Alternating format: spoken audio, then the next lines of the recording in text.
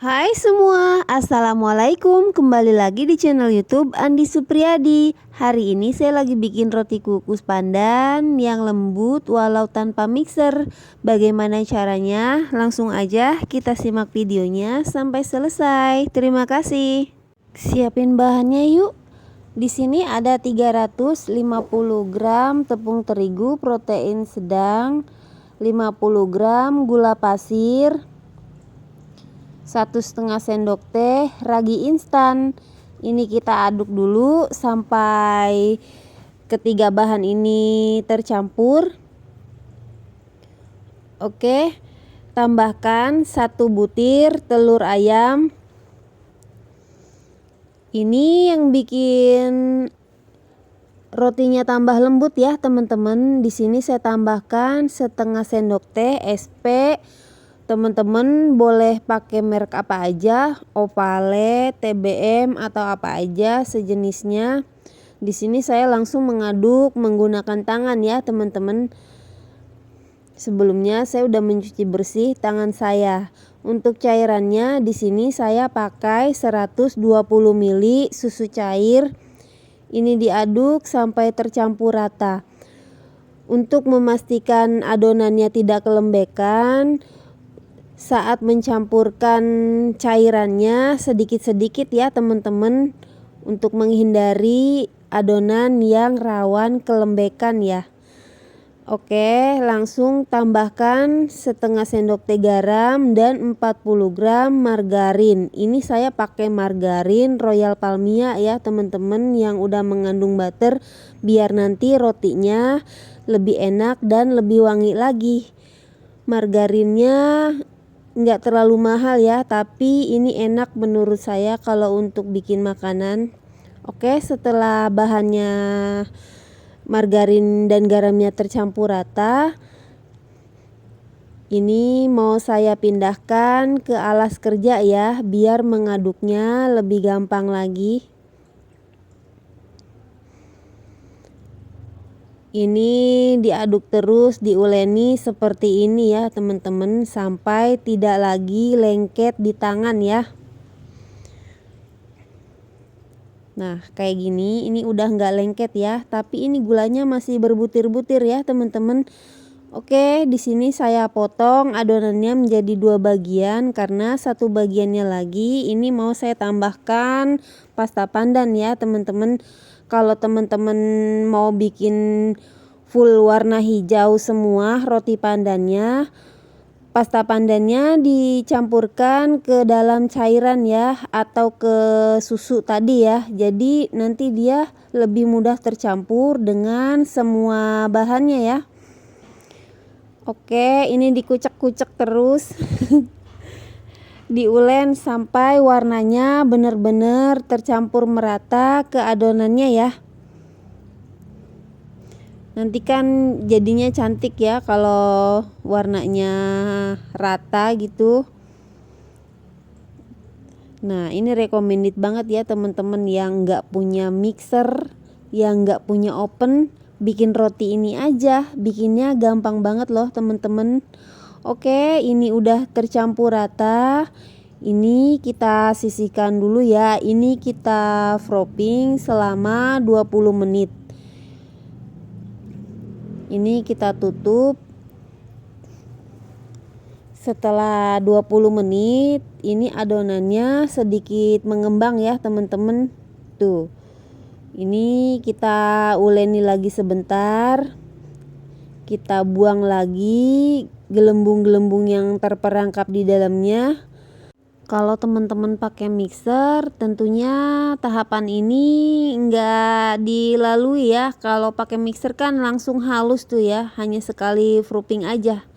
Kalau ini memang butuh kesabaran, kita harus menunggu sampai adonannya itu benar-benar lembut ya, dengan beberapa kali di proofing. Ini adonannya udah lebih halus lagi ya. Oke, ini kita sisihkan dulu dan kita lihat, kita kerjakan yang hijau ya. Jangan lupa untuk adonannya selalu ditutup biar dia cepat mengembang dan tidak kering ya. Nah, sekarang kita kerjakan yang hijau ya teman-teman. Ini udah lebih lumayan halus ya teman-teman. Teksturnya tuh dikucek-kucek, diaduk-aduk, diulen-ulen kayak gini. Nah, ini udah cukup.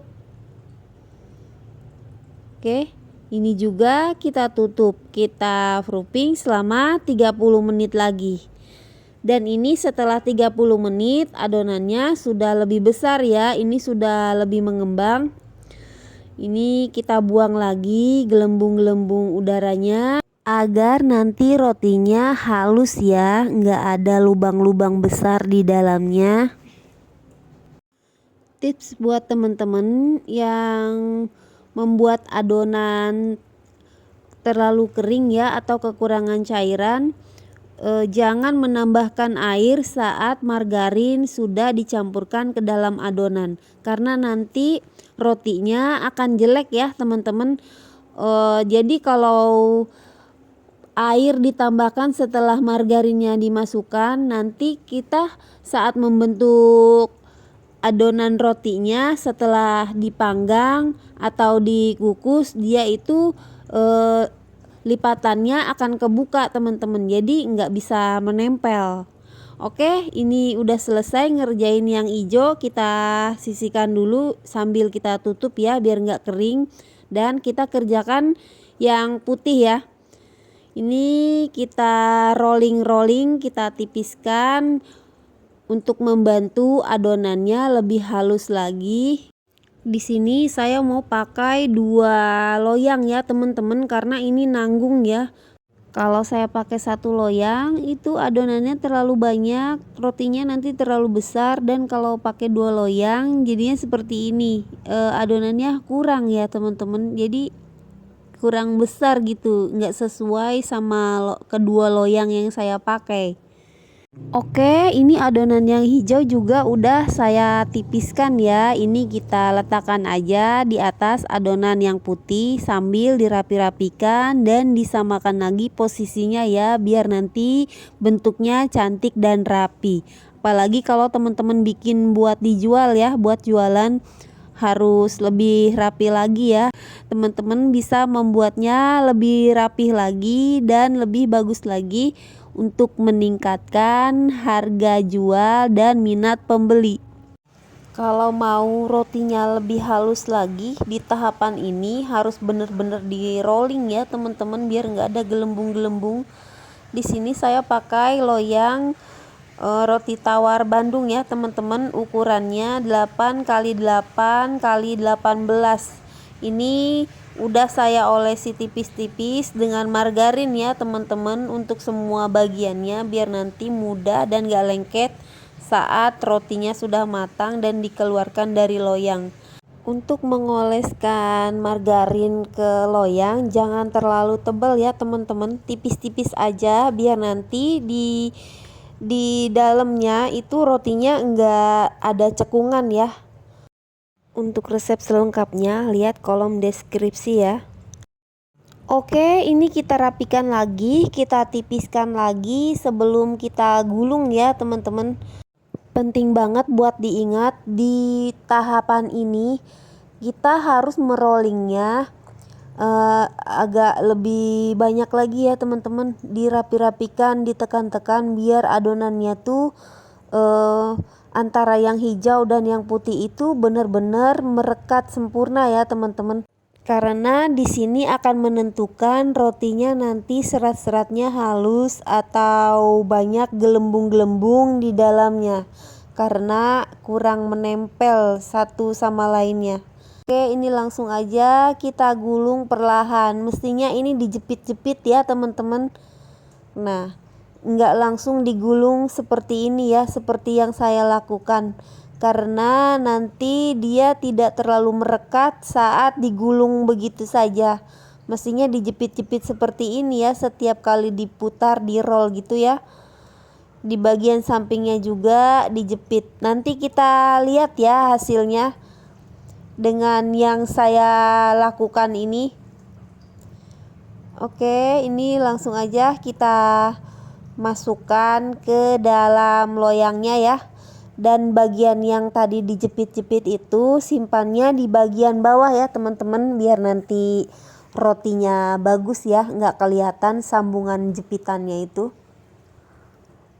Oke, bagi teman-teman yang baru menemukan channel ini, jangan lupa subscribe ya. Terima kasih. Oke, ini udah selesai. Kita tutup, kita proofing sampai mengembang 2 kali lipat. Dan kita kerjakan untuk yang satunya lagi. Di sini saya pakai loyang biasa ya, loyang brownies. Nanti kita lihat hasilnya, karena dari kedua loyang ini menghasilkan warna roti yang agak sedikit berbeda ya, dari loyang yang di bagian atasnya tertutup dengan loyang yang bagian atasnya terbuka. Dijepit-jepit lagi serapi mungkin, jangan sampai jepitannya itu nanti terbuka ya saat dikukus. Dan simpan bagian yang dijepit-jepit itu di bagian bawah ya teman-teman. Dan untuk tekstur luarnya juga dipegangnya nanti akan beda ya teman-teman, nanti kita lihat hasilnya ya. Oke, ini loyangnya udah saya alasi dengan kertas baking ya. Kalau teman-teman nggak pakai kertas baking kayak loyang yang tadi ya, diolesi dengan margarin tipis-tipis aja, biar mudah nanti saat mengeluarkan rotinya dari loyang setelah sudah matang. Oke, ini kita tutup dulu, kita proofing lagi, kita biarkan sampai mengembang 2 kali lipat sesuai dengan suhu di tempat teman-teman ya. Ini saya 30 menit, rotinya sudah mengembang 2 kali lipat. Ini kita tutup aja dan kita lihat yang satunya lagi. Ini juga udah mengembang ya teman-teman. Dan di tahapan ini saya sudah manasin ini ya, manasin air buat mengukus ini. Langsung aja ini kita kukus. Saya pakai kukusan seperti ini ya teman-teman. Kalau teman-teman pakai kukusan yang datar ya, yang rata, untuk penutupnya dikasih kain bersih ya teman-teman, biar nanti airnya enggak menetes-netes ke rotinya dan rotinya jadi bolong-bolong kena tetesan air ya. Oke, ini dikukus selama 25 menit dan setelah 25 menit ini rotinya udah mateng ya. Tadi posisinya saya ganti biar kelihatan kalau rotinya udah naik, udah tinggi. Oke, ini masih panas banget ya teman-teman. Saat masih panas, rotinya langsung aja kita keluarin ya, biar enggak kena keringat dari panasnya loyang ya, biar rotinya enggak basah ya teman-teman. Wow, ini masih panas banget loh teman-teman. Tuh, cakep ya.